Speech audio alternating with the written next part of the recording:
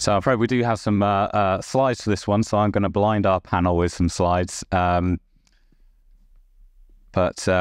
obviously, we've spent a lot of time through the day talking about the innovation challenge. So I think we've kind of probably teased you long enough. I'm going to get to the actual what are we actually going to do. Just to remind everybody, there's probably many of you that are in the room today that were in a workshop in September, where we talked about how we wanted to go out to market with this, what are the problems that we needed to be solved as an island and indeed globally, what was going to drive the kind of interest that we were looking to achieve. So we ran the FinTech Innovation Challenge, which we launched at last year's Digital Isle on the 10th of November. We ran through a process where we worked with the Isle of Man FSA, we worked with our sister agency, Finance Isle of Man. We had 80 applicants from 20 different countries. We took them through a application process, through what we call a contextualization process, where they had on-island mentorship, all the way through to a finale day where we had a full day of pitches and challenge to create 3 winners. We did that around some very specific problem statements that we felt that we needed to get in the fintech space on the Isle of Man. This year, we're broadening it out. So fintech is still very, very important to us, and we want to carry on the success that we have with fintech. But we think there's an opportunity to do more. Not only do we think there's an opportunity to do more, our partners think there's an opportunity to do more as well. So the business agency specifically came to us and said they wanted to run a challenge. Could they get involved as well? We said yes, of course. So we've broadened this out this year. So we continue with our FinTech challenge. We have a data and artificial intelligence challenge to build on some of the topics we've already talked through today. And we also have a clean tech challenge. So you'll see the subtle branding here that each one is aligned to an agency, but it is all of us working together to try to get the most of this particular challenge. And we've broken this down. So for those of you in the workshop, you may be surprised we've ended up with a slide with not very many words on the page, because we actually chose 9 quite complex challenge examples to work through. So rather than go through the challenge examples with you myself, I'm going to ask the rest of the panel to go through that. But I thought it was important for us to be able to talk through outcomes. So what are the outcomes we're really looking for? And there's some really interesting concepts here, and they all align with the biosphere. So very much what we talked about earlier today around being a biosphere nation and about harnessing that superpower, if you like. We have biosphere right in the middle of I call this a flower diagram, which is probably not a great thing to say, but each of our petals are around the biosphere. And then we have really interesting concepts, transparent ethical supply chain, sustainable construction, understanding society sentiment with AI, sustainable building solutions. And you can see very clearly these are all kind of, tech for good concepts. These all align with us as a biosphere and what we're trying to achieve. So this is the foundations of what we're looking to do for the Innovation Challenge this year. These are not prescriptive. These are just ideas. What we found last year is it was the wildcard category that we had that drove the most exciting innovation. There's so many things that we don't know that other businesses, other organizations are looking for, that they can come to the island, to a place where it's easy to get things done, where you've got a community that will come together to support this kind of change, that it becomes a really attractive proposition for these businesses. So I think that's enough of me. I am going to hand over to Richard to talk through the biosphere element. So I'll let you talk through the biosphere. Thank you very much. And thank you for inviting us down from Biosphere to address you this afternoon. I was hoping that, we were all hoping that Jo Overty, our Biosphere lead, would be here this afternoon, but unfortunately she's not been available today, so at last minute. I'm filling in Richard Selman from the Department of Environment. We're very fortunate to live and work in the world's only entire nation UNESCO biosphere. We remain that. And biosphere is run with the three principles: sustainable development, conservation, and research or learning. In the Isle of Man, we take a very holistic approach. Some biospheres target particular areas like sustainable food, local food production, or tourism or something like that. But we take a very holistic view, working towards sustainability. And so we have a strategy which, as you can see above me, covers the 5 E's of economy, education, enjoyment, engagement, and the environment. They connect people with issues that face our planet, prompt interest, care, and hopefully action on both a local and a global basis. One of the key roles of biospheres is, however, to be a test bed for innovation, hence this, and to showcase solutions to other biospheres and elsewhere in the world about what has been found to work and to work best. And therefore, it's really fantastic that biospheres are at the heart of this innovation challenge. The challenge strikes at the very aims of a biosphere, which the UNESCO Man Biosphere Programme states as aims to establish a scientific basis for enhancing the relationship between people and their environments. It combines the natural and social sciences with a view to improving human livelihoods and safeguarding natural and managed ecosystems, thus promoting innovative approaches to economic development that are socially and culturally appropriate and environmentally sustainable. Now, if you've known anything about biospheres before, you may have been aware that when they started back in about 1970, they were essentially wilderness national park type areas. It wasn't really to do with people, but it was a big change in about 1996 where people became the heart of biospheres, and it's about our culture, how we relate to the systems that support us around us that we're living in, and not only the biological systems, but our culture, our Manx language. These are all important elements of Biosphere Isle of Man. And taking this holistic approach, we're really looking at pulling all these things together in the way that we go forward, working on a more sustainable footing, utilising technology to best effect to help us move forward efficiently and in the best manner for everybody to improve everybody's well-being in society. The suggested challenges address very real issues and I hope will result in some really exciting solutions. And as Biosphere Isle of Man, we'll certainly do our bit in spreading the word about the challenge through the now 748 strong global biosphere network, and we eagerly await the entries. Thank you. And thank you very much. I think, as a technologist, I'm really excited about this concept of being able to solve some of these really meaningful challenges. If you asked me 2 years ago about the biosphere, I would have just said it's all about sustainability, it's about the environment. And being on this journey for the last couple of years, understanding this a bit more, seeing that it's about people, it's about the economy, and it's about the environment. Those three things coming together, much like Jason talked about in his presentation earlier. Again, for me personally, that really excites me. And I think that when we put this challenge out, I think it's really going to excite a large number of businesses worldwide as well.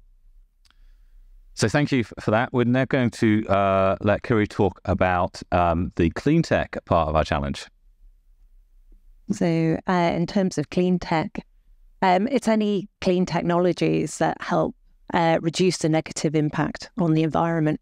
And as such, it means it cuts across every sector of our economy, which is really amazing. So, in terms of this, we know that we've already got a really large amount of interest in terms of the challenge in terms of clean tech. It really seems to have sparked people's imagination. What is that technology that can help us reach net zero? The technologies that make a difference in terms of enhancing that relationship between people and the environment. We came up during the workshop that we had to look at the innovation challenge themes. These were three of the statements that came up, but what was really interesting was there was a vast range of examples that came out that we could have used.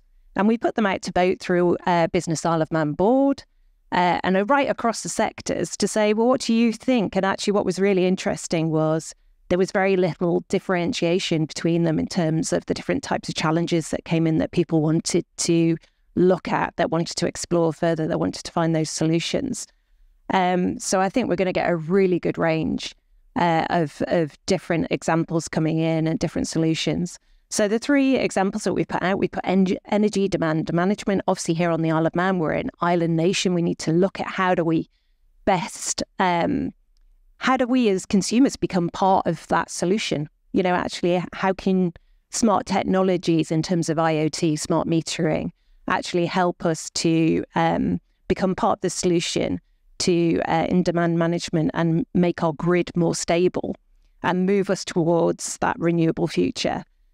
Sustainable building solutions, 80% of our buildings that will be in existence when we get to our 2050 targets, our net zero targets, were already built. We need a huge retrofit program here on the Isle of Man. What are those cost-effective, really good solutions for retrofitting our Victorian buildings? And that transparent, ethical supply chain. You know, actually, we're all interested in consumers, but, you know, how do we change our behavior? Well, we need the information. So we need to know what our products are made of. We need to know that supply chain at every step, you know, what's the embedded carbon within that and the products that we're using. Excellent. Thank you very much. I think it's, again, you know, really interesting examples here. And you'll see this theme as we go through all the slides, but we've got a clean tech, but you can see a role for AI and even fintech in some of these. All of this all just like merges together. So while we've got our themes, I think we're going to have a really interesting challenge trying to put these into buckets when we go through the application process. But I'm really looking forward to really seeing some examples of this that maybe using blockchain technology, AI, a whole host of different things. So that is going to be enlightening. So, Ros, I'm going to ask you to talk through the fintech slide. Yeah, so obviously we were part of the main show last year, and this year we've made way for lovely partners, and I think it's been really nice collaborating with even greater parts, more parts of government, which is always great to make friends across the and it's good for everyone that we're doing that. So clearly last year was a great success, and obviously the InsurTech Accelerator Programme had been previously great success, and we're still working with someone from that actual programme. For us, again, I think as I said in the panel earlier, fintech for us is we see varying degrees of automation, enhancement, improvement. It's continuous, it's transformational, I think, as Kurt mentioned. And where we see the opportunities this year is to just build on the success that we had last year. And there's a couple of challenge statements that have been highlighted following the workshops, again, which were really interesting, and some of the things that came up on our area, again, could have fitted in any bucket. We definitely see there's things that weave through, particularly AI and data could be used across it. So one of the areas was this idea of an emotionally intelligent chatbot. We've all tried to find the phone number for Sky when we have gone down a rabbit hole and you cannot get the phone number. But if you had a more emotionally led chatbot, it might help you. It might be more sympathetic. It might help with the rage and the swearing that comes out of it. So clearly, this is something that we all witness all day, every day as users. And obviously institutions then get the very angry Ros on the end of the phone and that poor Sky person. And I'm like, I don't want to shoot the messenger, but... So this is something that we feel could add value. And again, as an example, I'm sure there's many institutions who can see the value in this, and the outcome would be that your staff spend time doing their jobs and they don't have to deal with an angry Ros on the end of the phone. So obviously community clean energy investment. This was something that I think came through quite strongly in the workshops. Is we all want to make investment in clean energy, but we're not really sure how to do it, and having a sense of community whereby we're able to sort of, like, I don't know, even, what's the word, community gardens, investing in things like that sort of project whereby you're actually able to share. But also what it does is it'll help everyday businesses and people understand, identify, and it'll provide transparent solutions. And effectively, it gives us access to that green economy as such, which again, I know we all want to do, we just don't know how. And a carbon offset register. So effectively, this is something that is being talked about, and I think Kurt and I have had a number of conversations about it. How could we, as a jurisdiction, become a leader with carbon offset management registration? Not the management of it, but the a bit like a ship registry that we've already got. Could we utilise our biosphere, unique biosphere status, and have something like this? And again, it would have open access to people to understand how this would operate. So these were some of the examples we came up with this year for FinTech. Obviously, by no means exhaustive, and I think exciting times ahead. Absolutely. And I think, what was interesting to me just seeing these challenges is how un-FinTech-like they were. And again, it kind of shows, how this sector is maturing. I can't leave this slide unless I let Kurt have a little say as well, because Kurt has an incredibly broad remit, and FinTech is definitely one of those areas. So Kurt, do you want to add anything to this slide? Yeah, I think we're getting towards the end of the day. And I think one thing we need to convey here is how excited people are about this. So you're representing on the stage, we've got people from DEFRA, people from the business agency, from the FSA, from the digital agency. Sitting in the background, you'll have noticed in the clean tech one, there was one about power supply. So actually, we have the MUA sitting in behind this, looking at what we're doing, and similarly getting excited about the prospect. We have all manner of people from government. So inside government, particularly now we've kind of wrapped this up in a kind of biosphere context, everyone is incredibly excited. They really, really are looking forward to what comes in from this, because everyone can see how that can benefit the community. And it isn't all about the money, but it's about doing that in the correct way. So I think really trying to convey that across to you, and hopefully as you see these things come in, you'll get excited too about the prospects that are there and how we might want to do them. I unfortunately missed the finale day last year for the challenge, but I'm told the feeling on the day was how wonderful that was, what was being presented in front of them. I think we've got triple the amount of possibilities sitting before us in this challenge. And as Lars said, looking at the FinTech, if you took that FinTech word off the top, would you actually sit and say those were FinTech items? They are, because they all have financial components to them. But actually, they're driving towards that whole aim of wanting to do things in that ethical, ecologically sound way. And I think that is quite an amazing achievement for something that's being put together here. Brilliant. Thanks, Kurt. You can keep that enthusiasm high for the artificial intelligence slide. Right. I get the easy one. So mine here is about data and artificial intelligence. So when we went through this and we started just with data, and this is the way that artificial intelligence has moved on so quickly. In thinking about this, we had to add artificial intelligence into here. But quite rightly, we were challenged about, well, does data sit in one place? It's a thing that everybody uses. Absolutely. But what we've drawn it back to, starting off with the top one, is that stewardship thing that we've talked about in other sessions. How do we ethically use data? How do we make it transparent? And what we're trying to draw out in that challenge is, one, that's what we want to do, and actually ask questions of people, how technically do we do that? How do we audit the proper use of data? So we are really throwing that challenge out to the world to say, we've got a real life problem here which can affect anybody, but we want a solution to it as one of our examples. AI for government. Now, the room will probably appreciate that more than government does, but AI for government is inevitable. But we have to think about how we're going to do that. And a really good way to do that is to throw that challenge out to the world and say, what do you think good AI for government looks like? You tell us. You come up with these innovative things, and let us challenge ourselves as to how usable those are. And tied into that, even though we're a very small community here, we think we know what each other thinks, and particularly government will do things like consultations and things that come back and say, that's the picture that we have to take things away from. there's a bigger picture than that. There's a bigger picture where it's easier for people to be involved, for that sentiment to be picked up, and for us to make better decisions. Now, if we make better decisions, then hopefully that means better outcomes for our citizens and beyond. If we can prove we can do that here, then that's an exportable commodity. That's something that can be used elsewhere.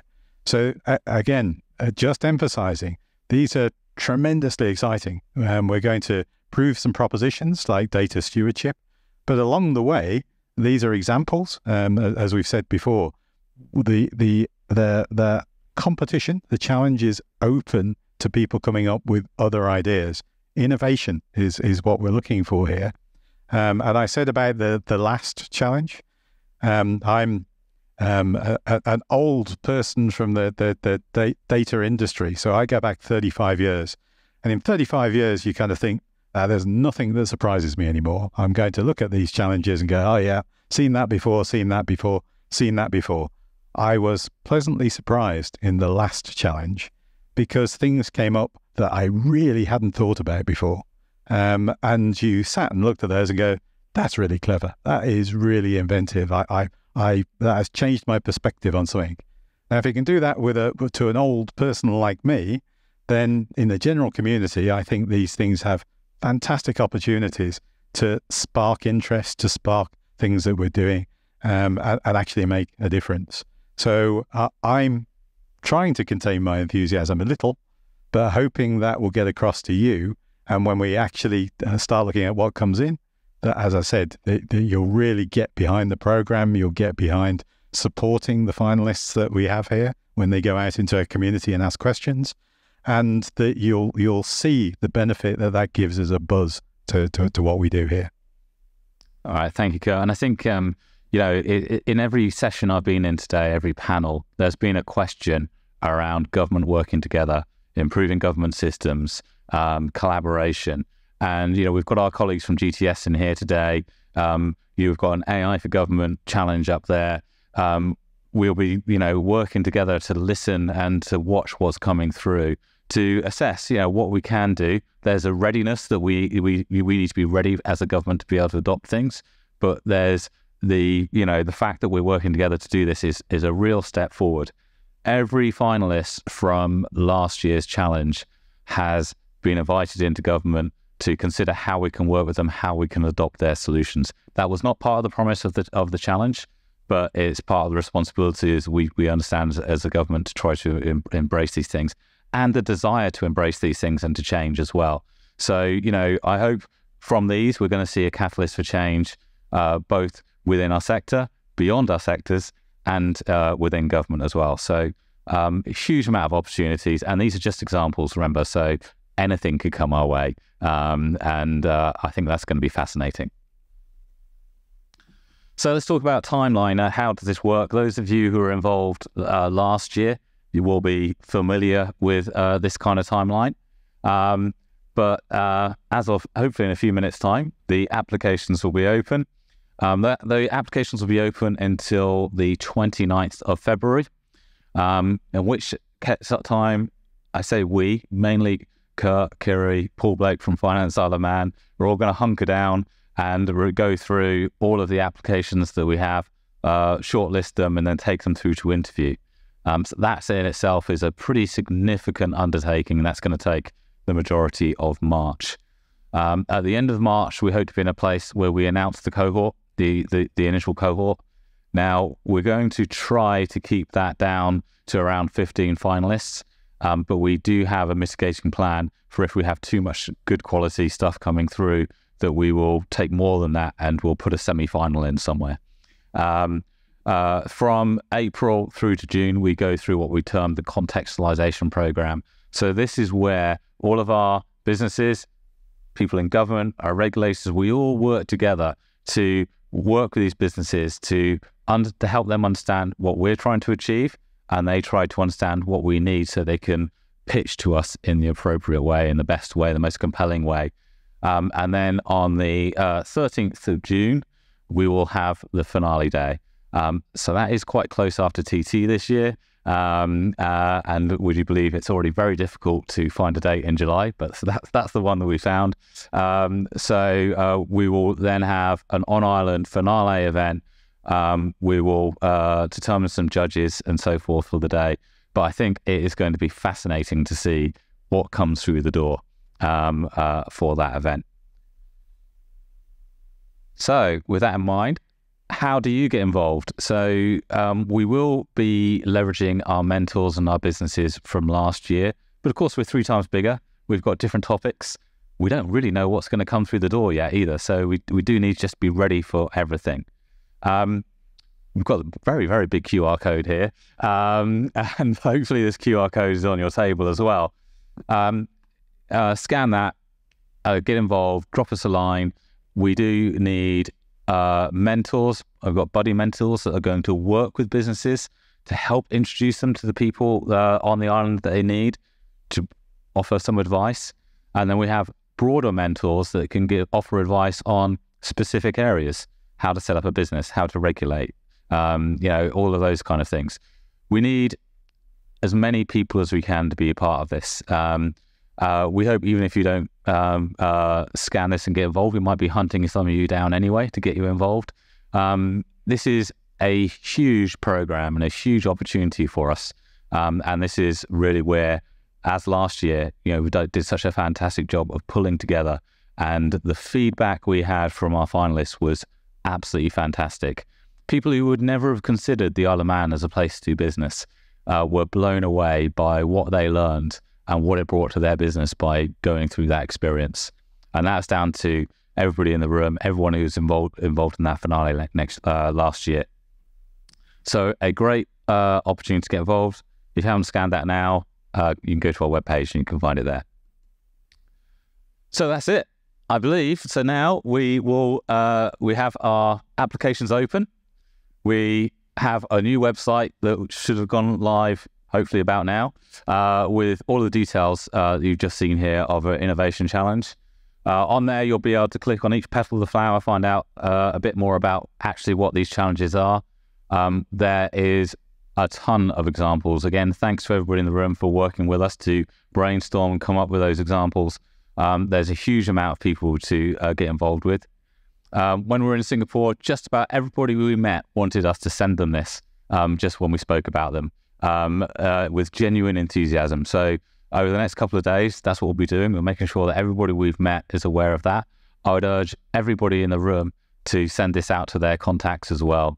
This is a time where we can really hold our head up high. I know we're a small nation, but we've got an awful lot to offer. And this is really showcasing what's great about the Isle of Man. So thank you very much, and I hope to see you all involved in the Innovation Challenge 2024.